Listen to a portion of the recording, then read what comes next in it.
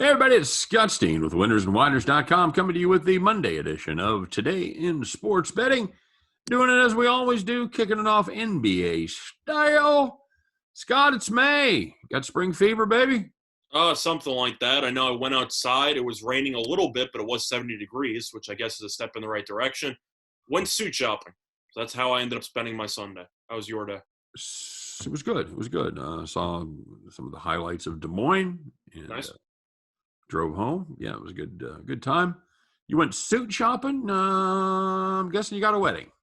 A couple of them. Not mine, though. So you don't have to worry about that. But I got a couple family weddings coming up in June. Very few 23-year-olds say, you know what? I just find I'm not wearing enough suits. I need to go out and get a couple suits. Especially when you work from home talking about sports and writing articles every day. That's right. That's right. Now, I know if our boss had his way, we'd all be wearing suits every day. But Well, maybe that's in the cards in the future, but I'm not going to remind him. I'm fighting it hard, buddy. I'm fighting it hard. I'm trying to compromise in like a sport jacket and t-shirt. That's kind of I'm going for the Stanford Steve look. I think You had me a T-shirt. that's good. It's going to be the best you get from me. I think is People remember watching my old videos. I was in a T-shirt for about a year and a half. Yeah, we cleaned that shit up. Nobody told me about it. Apparently, it was a problem the whole time. Then it was just like, oh, by the way, stop doing this. I'm like, all right, cool, whatever. Be a slob, buddy. Don't be a slob. Mm-hmm. I was a Having college said that, kid. I still shoot my. I was looking the part. I was a college kid at the time. I shoot my videos and whatever. So yeah, okay. So we got a couple of TV games, Scott. One of them we ain't gonna talk about. We're just not gonna do it. We refuse to do it. We actually cannot do it because there's no line, and with the Lakers being involved, we don't know who's gonna play because it's a back-to-back. LeBron walks off the court. He's done. We don't know. So I mean, you don't. His comments, by the way. What's that? He had the ankle sprain. He comes back, and then they lose to Sacramento. He misses the three-pointer.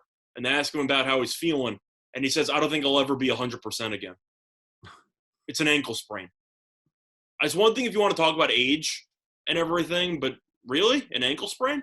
It could be what he was talking about. He could be putting a deeper meaning on that. I'm just saying it's a little bit of a weird phrasing of that. 38 years old. I got news for you. Once you get about 38 or 40, especially beat your body like that, yeah, you are never going to be 100% again. Well, I'm sorry. Since he'll never be 100% again, maybe that's why he could leave the bench with about 5 minutes to go in a basketball game. The rest of us have come to terms with the fact that I'm never going to be 100% again, buddy. I'm just not. Sorry. Yeah. For you, I would take advantage of it right now. You're at your peak athletically. That's a pretty low peak. You play any sports? You didn't like play softball in the summer or anything? Not at the moment. Stickball? You guys play stickball there in New York? I mean, I was in intramurals in college, but I haven't done that in a while. Okay. You play stickball? Is that a thing? A stickball? I've heard of it. I haven't really played it that much. Yes, that's maybe they played that in Brooklyn in the 40s. Maybe they don't play stickball anymore. I know what you're talking about. It's in every cliched New York City movie. You hit a bottle cap with a broomstick. They always have the main character who just walks over and starts pitching to some random kids in the neighborhood. That's right. Yeah. Mm-hmm. Yeah, absolutely. All right, buddy. So let's start off with the way we can talk about. That's going to be the Golden State Warriors against the New Orleans Pelicans, or as they say down there, the New Orleans Pelicans. We hate both of these teams. Well, they're not on my deep list. They've been okay. They've been tough to get a handle on. I hate them from that perspective because they've both been boxes of chocolates, dude. And Pelicans are -3 in this one. 236.5, Scott. We got a pair of 236.5 as the only totals we have up. So I guess we'll start with this one.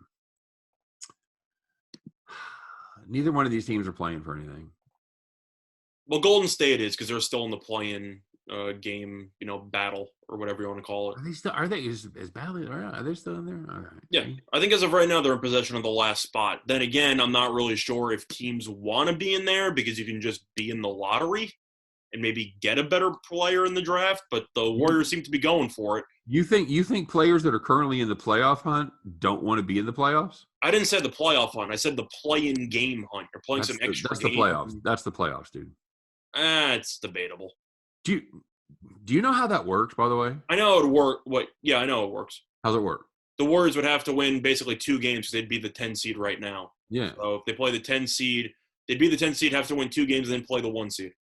Yeah. That's The 7 and 8 play each other. The 7 and 8 play each other. The 9 and 10 play each other. Then the winner of the 9-10 plays the loser of the 7-8. Right. So the winner of the spot you want to be in is 8 or better, obviously. Correct. So the point is the Warriors are basically locked into, I don't say locked in, but they're basically going to be 9 or 10. That seems to be where they're going to be. So the question is, they're going to go for it. So is it a good move long term? I don't know. Maybe, maybe not. But it's not necessarily a fait accompli because Pelicans is 2.5 back. So I'm guessing they're playing for it. I'm guessing they are too. I'm just talking about the fact that you said both teams don't really have much to play for, and I'm saying I didn't. I thought they were further out than that. I guess. Well, Golden State's in. They're just. That's what I'm saying. No, I thought both were like under the line, and having said that, I don't know who I thought was in front of them. I didn't. Because obviously, I didn't figure the Kings, Thunder, or Timberwolves were there. Even Sacramento's still somehow hanging around technically. Yeah, they're 4.5 back with 8. They're clearly not going to get in, but the fact is that they haven't been eliminated yet. Kind of tells you all you need to know about them. They don't have the E by their name yet, buddy. Yep. Until that happens, everything is possible. So you've got 2 teams that are going to go at it here. As far as the first thing you have to check, obviously you have to check the injury list, and it's not a bad one, so to speak. Golden State's isn't pretty, especially since Oubre now has a torn ligament. He's going to be out for the rest of the year, probably. Oh, I've still got him as questionable. I didn't look at the latest update, so he is out. Yeah, I don't know if he's going to return this season. Doesn't seem that likely, but he ended up having a pretty serious injury, and he probably won't be back for the rest of the year. Well, of course, Wiseman is still out, but that may be blunted a little bit by the fact that Steven Adams is questionable with a bad toe. I'm trying to think of he's missed a couple of games, though. But according to injury reports, Oubre's officially out, Lee's officially out, Pascal's officially out, and Wiggins is questionable with a knee soreness. So Golden State, I don't want to say they're going to be throwing out like the 76ers AI with nobody with regard to Curry because he's kind of going to be by himself out there. If Wiggins especially doesn't play, truth is even if Wiggins does play, is that really that big of a deal? I mean, we both don't really like Wiggins too much. It's usually not. Process of elimination, of course, that matters because he's arguably the second best player on the team right now, which is he will be with that lineup, no question. So I kind of have to like New Orleans by default, especially with Oubre being out. I know I've roasted Oubre over the years. He's actually played pretty well since the terrible start this season. And if you look at Golden State, I don't know if Stan Van Gundy's going to have a smart enough game plan to just double Curry every time he crosses half court. But who's going to beat you besides Curry? Like, unless Curry goes for 40, how are you going to score? I'm going to take all my Curry over props in this one. That's what I'm saying. I think if you like the Warriors to win, you might as well take Curry to go for 35 plus because I just don't see how it's going to happen. I don't even know if they win. I mean, they might not win, but I'm saying let's say they put up 110. Yeah. You tell me somebody else is going to have 70? And you compare it to Golden State defensively with no center, or they have one guy, and they have to face off against Zion, Hernan Gomez, who's still a decent center, Jackson Hayes, and Brandon Ingram. Yeah. The Pelicans can score. They can't guard anybody, but they can score. So if you're worried about Golden State, if they score 110, 115, is that enough? The answer is probably not. I gotta play Pelicans in the under here, man. I think I have to agree with the Pelicans. With the under, I don't know because I know. I mean, it's hard with these two with these two teams, especially with the Pelicans defense. But so okay, at 136, let's backward engineer there. You mean 236? I mean 236. So you got you tell me the Pelicans are going to put up. Conceptually, I'd have to agree with you about the under, but I just don't want to get. But what do you buck 25 out of the Pelicans here to put this over? It depends on how much you think Golden State's going to score. But the point is, if you're drawing out conclusions of like a 125, 111 game, yeah, I'll just take New Orleans. Like, why would I even bother with the total? Well, I agree, but we get paid to do both. So we get paid to do both. Then I'd have to lean to the under as well. But I feel a lot better about the Pelicans. I thought you were saying like either A or. long way total. through the woods just to find that tree, buddy. I thought you were saying if you had to pick a best play from this game, I thought you were going to pick the total. I'm like, no, I'd just take New Orleans. No. Would it shock me if New Orleans loses? No, because they're a terribly coached team. But talent-wise, this team is a lot better than Golden State. It would be a surprise. It wouldn't shock me.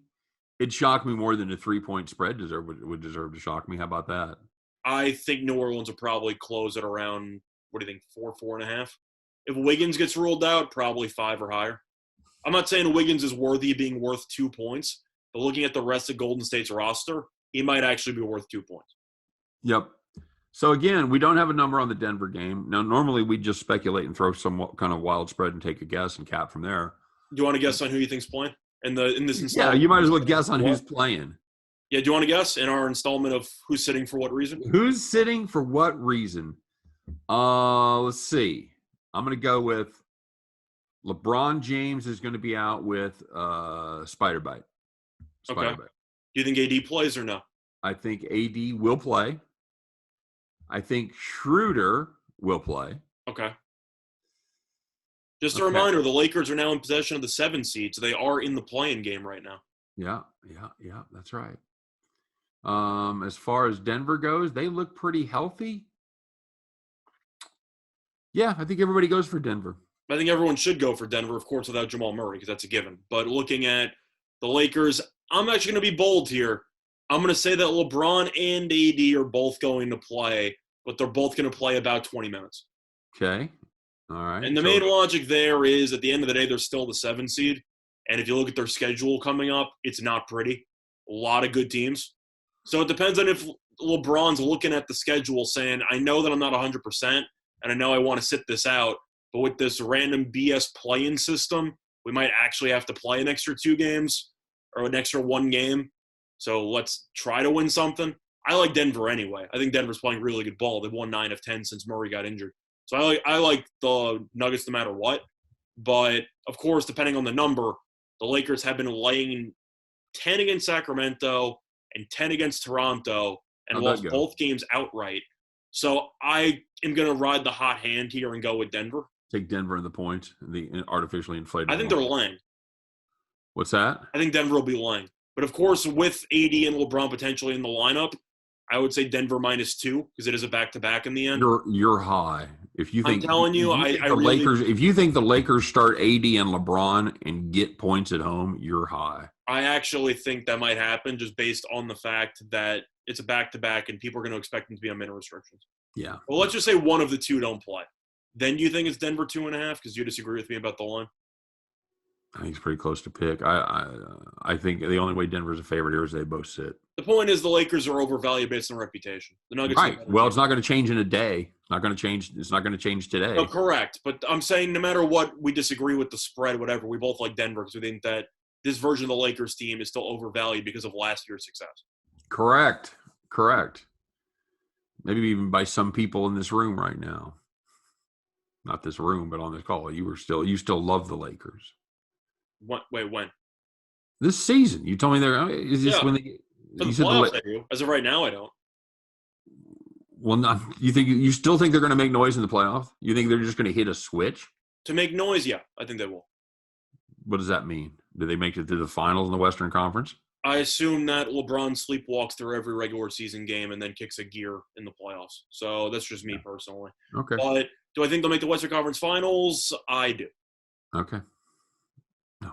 We'll see what happens. The correct answer is no, by the way. You're acting like I'm sad if they don't make it. Like I'll be thrilled if they don't make it, but I won't doubt LeBron in the playoffs. There's been too many times I've done that. Let's talk about a game where we actually do have a line and a total. One of the other 2. It's an underrated and entertaining game, or at least it should be. Again, we get to play. Who's going to sit for this one? I think everyone goes for Portland. Or at least almost everybody. It's Portland, Atlanta, by the way.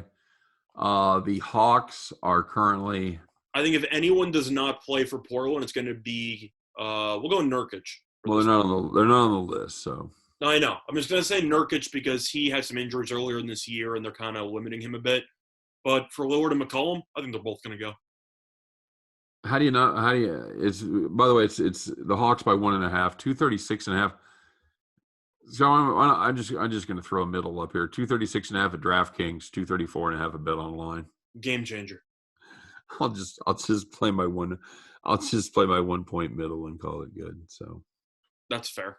Well, it's a 2 point middle if it makes you feel any better. Well, I understand how it works, but it's you really 35 and 36. I understand. I know. I know, but I just it's a gap of one. That's so you got the one free and clear number there. So, I like Portland. I know they just played, but I said on air that Portland was going to go on a run, and they won 4 straight. So I got a decent read on this team for some reason, and they beat Boston yesterday.